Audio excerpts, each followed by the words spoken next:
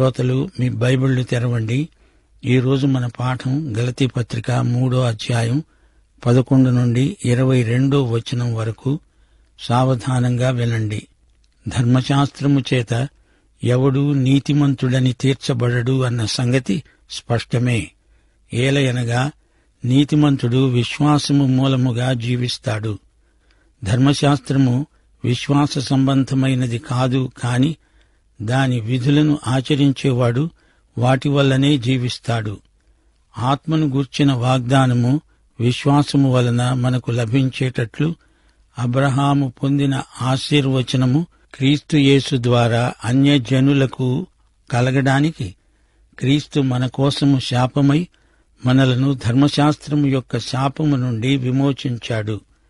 ఇందును గూర్చి మానుమీద వ్రేలాడిన ప్రతివాడు శాపగ్రస్తుడు అని రాయబడింది. శ్రోతలు వింటున్నారా? పాత నిబంధనలో కూడా ఇదే మాట చెప్పబడింది.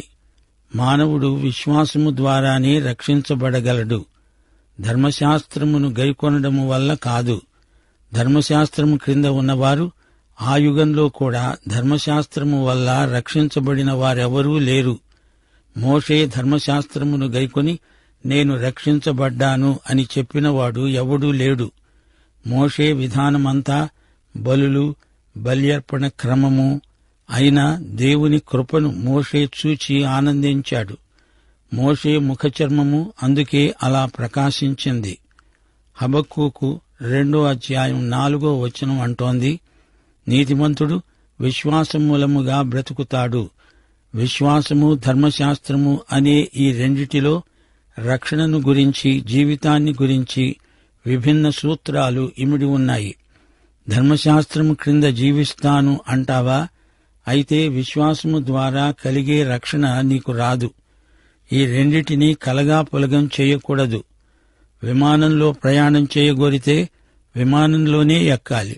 రైలు బండిలో వెళ్లాలంటే అందులోకే ఎక్కాలి. ఈ రెండిటిలో ఒకేసారి ప్రయాణం చేస్తాను అంటే కుదరదు. అలాగే ధర్మశాస్త్రము, కృప దేనికదే ప్రత్యేకం. ఈ రెండిటినీ ఎలా మిశ్రమం చేయగలము? ఈ సత్యాన్ని పౌలు చర్చిస్తున్నాడు, విడమరచి చూపుతున్నాడు. ధర్మశాస్త్రమా, విశ్వాసమా, నీకేది కావాలో కోరుకో అని అడుగుతున్నాడు పౌలు. ధర్మశాస్త్రం క్రింద బతుకుతాను అంటావా? సరే, ప్రయత్నం చేసి చూడు. అది విఫల ప్రయత్నమే. నీవు బతకలేవు. ధర్మశాస్త్రము విశ్వాస సంబంధమైనది కాదు. ధర్మశాస్త్రాన్ని ఎవడైనా నెరవేర్చగలిగితే బ్రతుకుతాడు గాని యేసుక్రీస్తు ఒక్కడు తప్ప ధర్మశాస్త్రమంతటినీ నెరవేర్చగలవారెవరున్నారు? ధర్మశాస్త్ర శాపం నుండి క్రీస్తు మనకు విమోచన కలిగించాడు. ధర్మశాస్త్రం మనకు శిక్ష విధిస్తుంది. ధర్మశాస్త్రపు తీర్పు నుండి క్రీస్తు మనలను విడుదల చేశాడు. ఎలా విడుదల చేశాడు?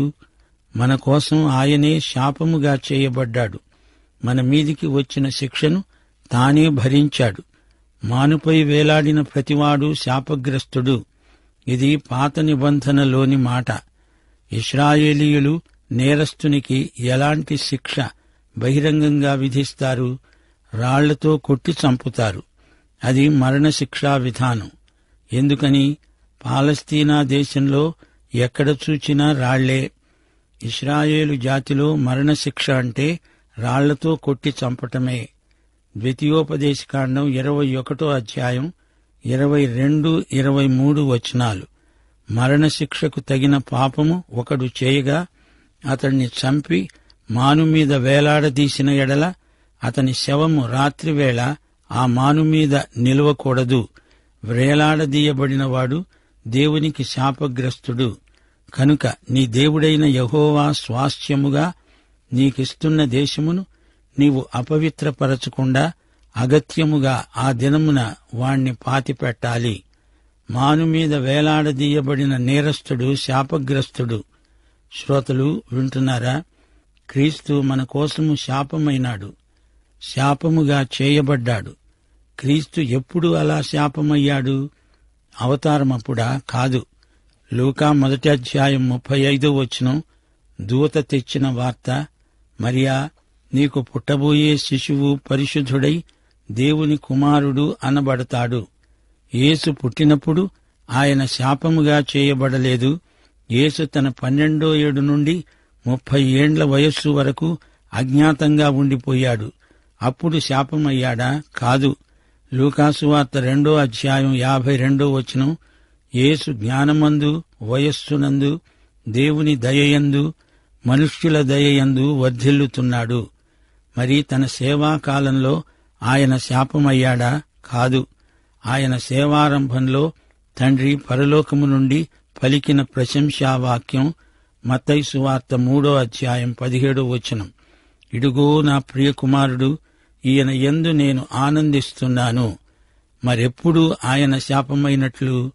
ఆయన శిలువపై వేలాడుతున్నప్పుడు చూడండి, అక్కడే ఆయన మనందరి కొరకు శాపమయ్యాడు. శిలువ మీద మొదటి 3 గంటలు కాదు, ఆ తరువాతి 3 గంటలు ఆయన శాపగ్రాహి అయ్యాడు. మొదటి 3 గంటలు ఆయన ఏ మత్స కళంకము లేని గొర్రెపిల్లగా బలికి సిద్ధమై ఉన్నాడు. ఆయన గాయపరచబడ్డాడు, వ్యసనాక్రాంతుడయ్యాడు. ఆయన లోక పాపము కోసం సర్వాంగ హోమమయ్యాడు. యెషయా గ్రంథం 53వ అధ్యాయం 10వ వచనం, అతణ్ణి నలగగొట్టడం ఆయనకు ఇష్టమైంది. ఆయన అతనికి వ్యాధి కలుగచేశాడు.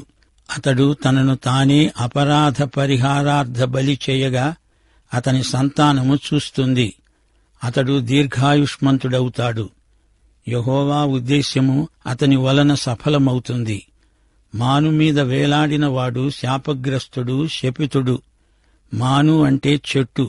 గ్రీకు భాషలో చెట్టును క్సులోన్ అంటారు. అది ఆ వృక్షమే మనకు జీవవృక్షమైంది. దేవునికి స్తోత్రం. అబ్రహాము పొందిన ఆశీర్వాదము క్రీస్తు యేసు ద్వారా అన్యజనులకు కలిగింది. ఇశ్రాయేలుకు 1500 సంవత్సరాల పాటు ధర్మశాస్త్రమున్నది. కాని వారు ఆ ధర్మశాస్త్రాన్ని జీవించలేకపోయారు. దాన్ని బట్టి వారు బ్రతకలేకపోయారు. అపొస్తలుల కార్యములు 15వ అధ్యాయంలో యెరూషలేము సమాలోచన సభ జరిగింది. ఆ సభలో మాట్లాడుతూ పేతురన్నాడు, మనము మన పితరులు ఈ ధర్మశాస్త్రాన్ని గైకొనలేకపోయాము. మనము మొయ్యలేని కాడిని అన్యుల మెడమీద పెట్టడం భావ్యం కాదు. యేసుక్రీస్తు మన స్థానాన్ని ఆక్రమించి ధర్మశాస్త్రం ఇవ్వలేనిది మనకిచ్చాడు. ఈ కృపాయుగములో మనకు దేవుడిచ్చిన మహావరము పరిశుద్ధాత్మ. 15వ వచనం నుండి, సహోదరులారా, మనుష్యరీతిగా మాట్లాడుతున్నాను.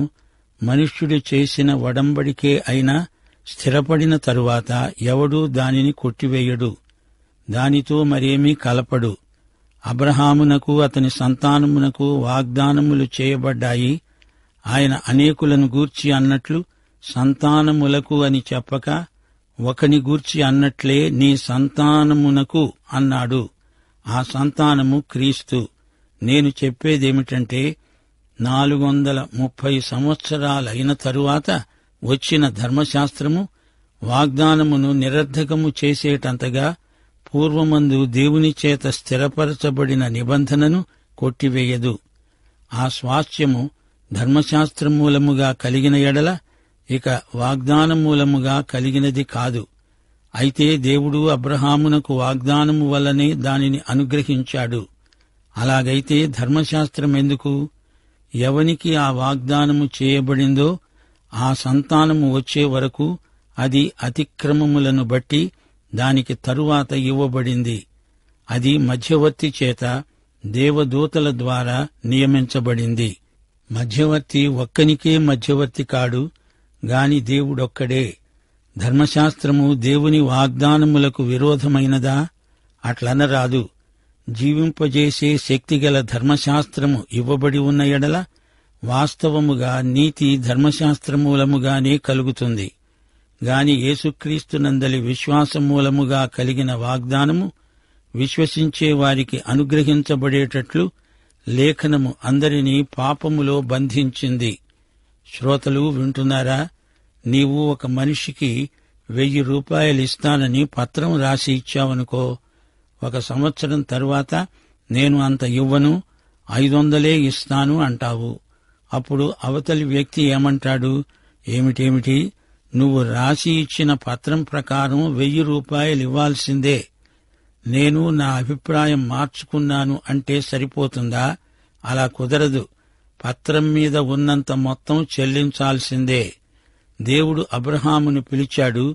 నిన్ను లోకములోని జాతులన్నిటికీ ఆశీర్వాదముగా చేస్తాను అన్నాడు. అలాగే చేశాడు. అబ్రహాము నుండి వచ్చిన యేసుక్రీస్తు ద్వారా జాతులన్నీ ఆశీర్వదించబడినవి. లోకానికి రక్షణ తెచ్చినవాడు యేసుక్రీస్తు. సంతానము అంటే విత్తనం. ఈ మాట యేసుక్రీస్తుకు చెందింది.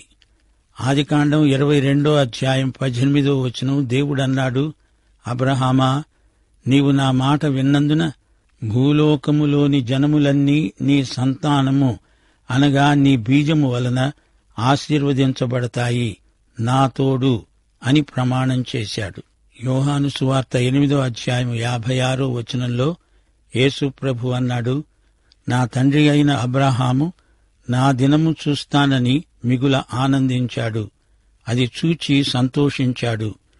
దేవుడు అబ్రహాముతో నిబంధన చేసుకున్నాడు. ఆ తరువాత 400 సంవత్సరాలకు ధర్మశాస్త్రము వచ్చింది. అబ్రహాముకు చేయబడిన వాగ్దానములను ధర్మశాస్త్రం మార్చలేదు. దేవుడు ఇస్తానన్నది ఇవ్వకుండా వెనుదీయడు.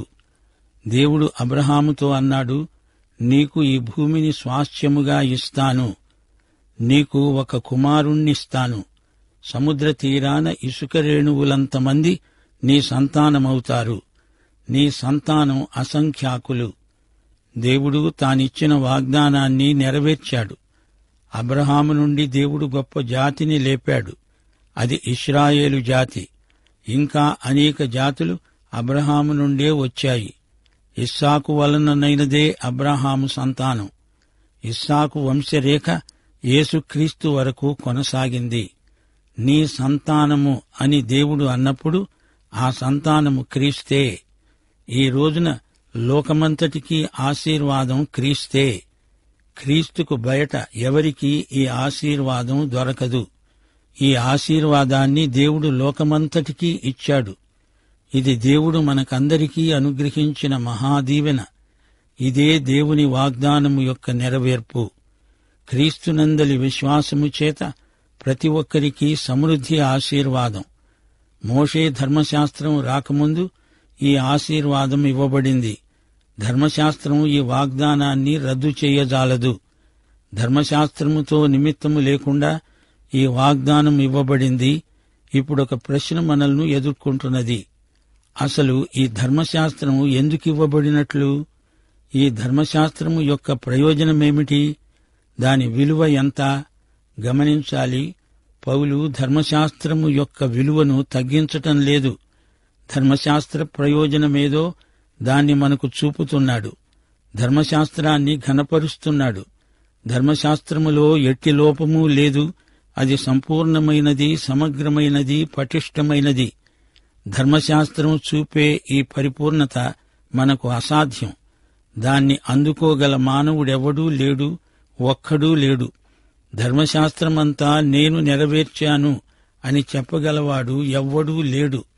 ధర్మశాస్త్రం చేసే పనేమిటి? అసలు ధర్మశాస్త్రోద్దేశ్యమేమిటి? ధర్మశాస్త్రం చేర్చబడింది అంటున్నాడు పౌలు.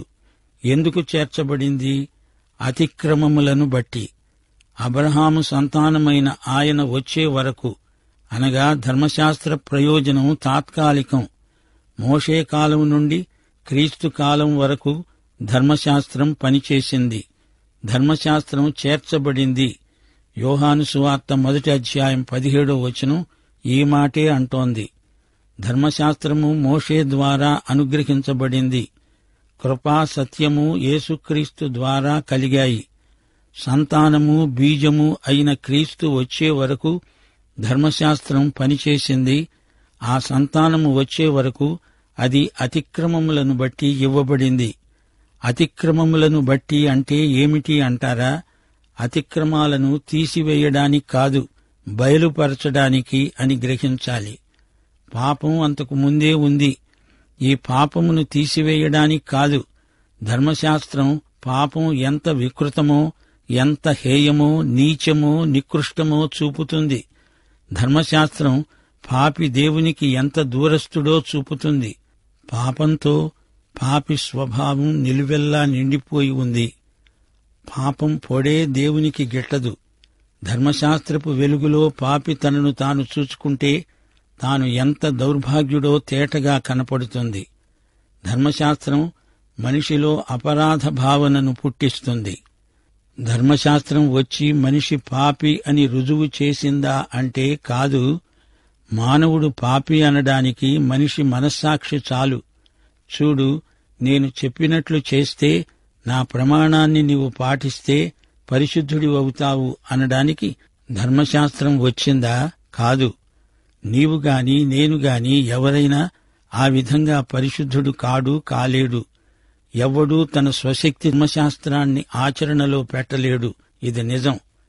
మానవుడు ఏదైనా పాపక్రియ చేస్తే అతడు పాపి అవుతాడు అనుకుంటున్నారా? పాపక్రియ చేసే వరకు అతడు పరిశుద్ధుడు అంటారా? అది తప్పు అభిప్రాయం. అది కేవలం అపసవ్యమైన ఆలోచన. పాపక్రియ చేయడానికి ముందే మనిషి స్వభావం చేత పాపి. మనిషి దొంగ కాబట్టి దొంగతనం చేస్తాడు. మానవుడు అబద్ధికుడు గనుక అబద్ధం చెబుతాడు. అబద్ధం చెప్పడం మానవ సభ్యత. బాగున్నావా అని ఎవరైనా అడిగితే బాగా లేకపోయినా బాగున్నాను అనడం నాగరిక సభ్యత. అబద్ధాలు ఆడడం అంటే ఇది అబద్ధాలాట. అలాగే ఎన్నో నాగరిక పాపాలు మానవ సమాజంలో వేర్లూని ఉన్నాయి. మనిషి పాపి కాబట్టి పాపం చేస్తున్నాడు గాని పాపం చెయ్యబట్టి పాపి కాడు. మనిషిలో పతన స్వభావమున్నది. మనం పాపులము గనుక మనకు రక్షకుడు కావాలి అంటుంది ధర్మశాస్త్రం. ధర్మశాస్త్రం వైద్యునిలాగా రోగ నిర్ధారణ చేస్తుంది గాని వ్యాధిని కుదర్చలేదు. ఈ రోగిని పరమవైద్యుడు, వైద్యులకు వైద్యుడైన యేసుక్రీస్తు వద్దకు పంపుతుంది ధర్మశాస్త్రం. యేసు దేవునికి నీకు మధ్యవర్తి. నిన్ను మధ్యవర్తి దగ్గరికి పంపుతుంది ధర్మశాస్త్రం. ఘోరమైన ఈ పాప వ్యాధికి, హృదయ వ్యాధికి పరమ శస్త్రచికిత్స చేసేవాడు, చేయగలవాడు యేసు మాత్రమే. ధర్మశాస్త్రం వాగ్దానాలకు విరుద్ధమా? కాదు. అట్లనరాదు. పాపులను రక్షించడానికి మరేదైనా మార్గముంటే దేవుడు తన కుమారుణ్ణి శిలువకు అప్పగించేవాడా? ఆలోచించండి. ధర్మశాస్త్రమే మనుషులను రక్షించగలిగితే యేసుక్రీస్తు శిలువ మీద చనిపోవడమెందుకు? ధర్మశాస్త్రం మరణాన్ని తెచ్చింది. యెహెజ్కేలు గ్రంథం 18వ అధ్యాయం 20వ వచనం, పాపం చేసేవాడే మరణం చెందుతాడు. లేఖనము అందరినీ పాపములో బంధించింది. అందుచేత అందరూ మృతి చెందారు. ఇప్పుడు అందరికీ కావలసిందేమిటి? జీవం. ధర్మశాస్త్రం మరణాన్ని తెచ్చింది. ధర్మశాస్త్రం చేసింది, చేయగలిగింది ఇదే. పాపమనేది ఒక వాస్తవిక దుష్ట శక్తి. ఎంత పాపమని కాదు, పాపం ఎంతదైనా దాని ఫలితం మరణం. అందరూ మృతులే, అందరికీ జీవం కావాలి. ఫలితం ఒకటే అన్నప్పుడు పాపం ఎంతైనా అంతా పాపమే. ఎవరో గొప్ప పాపం చేశారు, నేను అంత పాపిని కానులే అంటావా? నీకు అంత పాపం చేయగలిగినంత వీలుంది, సాధ్యత ఉంది. ఇది నిజం. మానవులందరిలో పాప స్వభావం పూర్తిగా నిండి ఉంది. 10 అంతస్తుల కట్టడం ఉందనుకోండి, పై అంతస్తులో 10 మంది ఉన్నారు. జాగ్రత్త, అంచు దగ్గర ఆగిపోండి, అడుగు ముందుకు వేశారో కిందపడి చస్తారు అని ఇంటాయన హెచ్చరిక చేశాడు. అలా చెప్పినా వెనక అడుగు ముందేసి 2 కిందపడి చచ్చారు. మరిద్దరు మెట్లు దిగుతూ కాలు జారిపడి చచ్చారు. తొక్కిసలాటలో మరిద్దరు చచ్చారు. ఎవరో వచ్చి విరోధం మూలంగా కావాలని తోస్తే కిందపడి చచ్చారు. ఇలా అనేక విధాలుగా అందరూ చచ్చారు. ఫలితం ఒకటే, మరణం. ఎందుకని చచ్చారు? వారిలో ప్రతి ఒక్కరూ గురుత్వాకర్షణ నియమాన్ని ఉల్లంఘించారు. అందుచేత అందరికీ మరణం సంప్రాప్తమైంది. సరే, గురుత్వాకర్షణ నియమం ఉంది, అది వీరికి జీవమివ్వగలదా? దానికి ఆ హక్కు లేదు, శక్తి లేదు. అలాగే మోషే ధర్మశాస్త్రం కూడా.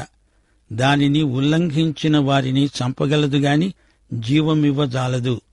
పాపం చేసేవాడు ధర్మశాస్త్రాన్ని అతిక్రమించాడు గనుక చావవలసిందే తప్పదు. ఏదెను తోటలో ఆదాము హవ్వలకు దేవుడిచ్చిన ఆజ్ఞ ఏమిటి? ఆదికాండం 2:17 మంచి చెడ్డల తెలివినిచ్చే వృక్ష ఫలములను తినకూడదు. నీవు వాటిని తినే దినమున నిశ్చయముగా చస్తావు. నిర్గమకాండం 34:7 అంటోంది, దేవుడు ఏమాత్రము దోషులను నిర్దోషులనుగా ఎంచడు. 2 కొరింథీ 3:7 పౌలన్నాడు, ధర్మశాస్త్రము చేసింది మరణకారణమైన పరిచర్య, అక్షరమునకు సంబంధించింది.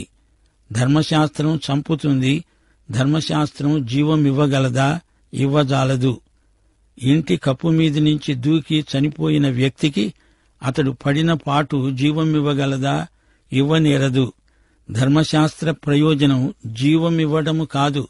దేవుని ఎదుట మనము అపరాధులమని, పాపులమని ధర్మశాస్త్రం చూపుతుంది, తీర్పు తీరుస్తుంది, చంపుతుంది.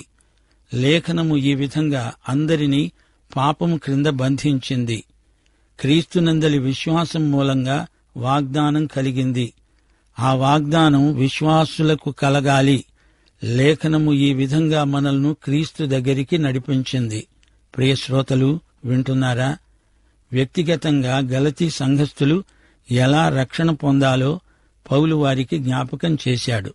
ఈ సందర్భంలో అబ్రహాము యొక్క చారిత్రక దృష్టాంతాన్ని తెచ్చాడు పౌలు. అబ్రహాము విశ్వాసమే అతని నీతి. మోషే ధర్మశాస్త్రానికి వెనక ముందు కూడా ఇదే విశ్వాస నియమం పనిచేస్తోందని పౌలు సోదాహరణంగా రుజువు చేశాడు. ధర్మశాస్త్రానికి అతీతమైన విశ్వాసమిది. దీనికి ధర్మశాస్త్రం ఆధారం కాదు. గలతీ పత్రికలో విశేషించి ఈ 3వ అధ్యాయంలో పౌలు పాత నిబంధన దృష్టాంతాలను ఎక్కువగా ఎందుకు ప్రయోగించినట్లు? యూదా మత ధర్మశాస్త్రవాదులను ఒప్పించటానికే పౌలు ఇంతగా పాత నిబంధన దృష్టాంతాలను వాడవలసి వచ్చింది. యూద మతవాదులు మాటమాటకు పాత నిబంధనలో నుంచి తర్కవాదాలను లేవదీస్తున్నారు. వారితో వాదించడానికి పౌలు పాత నిబంధన చరిత్రలో నుంచి ఎత్తిచూపి వారి వాదానికి ప్రతివాదాన్ని ప్రతిపాదిస్తున్నాడు. ధర్మశాస్త్రమని పౌలు ఈ పత్రికలో పేర్కొన్నప్పుడు అబద్ధ బోధకుల వాదాన్ని పూర్వపక్షం చేయడానికే ఆ దృష్టాంతాన్ని తెస్తున్నాడు. రోమాపత్రిక 4:14 రక్షణకు ధర్మశాస్త్రం అవసరమని వారు వాదిస్తున్నారు. పౌలన్నాడు, ధర్మశాస్త్ర సంబంధులు వారసులైన ఎడల విశ్వాసము వ్యర్థమవుతుంది, వాగ్దానము నిరర్ధకమవుతుంది. ధర్మశాస్త్రపు విలువను ప్రభువు కూడా తగ్గించి మాట్లాడలేదే. ధర్మశాస్త్రం మంచిదే, దాన్నిచ్చింది కూడా దేవుడే. ధర్మశాస్త్రంలో శాశ్వత విలువలు లేకపోలేదు. మత్తయి సువార్త 7:7 ధర్మశాస్త్రం పాపమా? అట్లనరాదు. ధర్మశాస్త్రము వల్లనే గాని పాపమనగా ఎట్టిదో నాకు తెలియదు. ధర్మశాస్త్రము పరిశుద్ధమైనది, ఆజ్ఞ కూడా పరిశుద్ధమైనది, నీతిగలది, ఉత్తమమైనది. ధర్మశాస్త్రము మనల్ని బంధించింది. ధర్మశాస్త్రము ఒక చెరసాల అధిపతి లాంటిది. ధర్మశాస్త్రము అనగా లేఖనము మనలను పాపమందు బంధించింది. కృప ధర్మశాస్త్రాన్ని మించినది. విశ్వాసము, కృపా సమ్మేళనమే ధర్మశాస్త్రపు కాడి నుండి మనల్ని విమోచించింది. మానవుల అతిక్రమం ధర్మశాస్త్రానికి చేతి నిండా పని కల్పించింది. ధర్మశాస్త్రం లేకపోతే పాపము, దాని ఫలితము ఎంత ఘోరమైనవో ఎలా తెలుస్తుంది? ధర్మశాస్త్రం పాపమంటే ఏమిటో నిర్వచిస్తుంది. మనల్ని బంధకము నుండి విమోచించేది ధర్మశాస్త్రం కాదు, యేసుక్రీస్తు.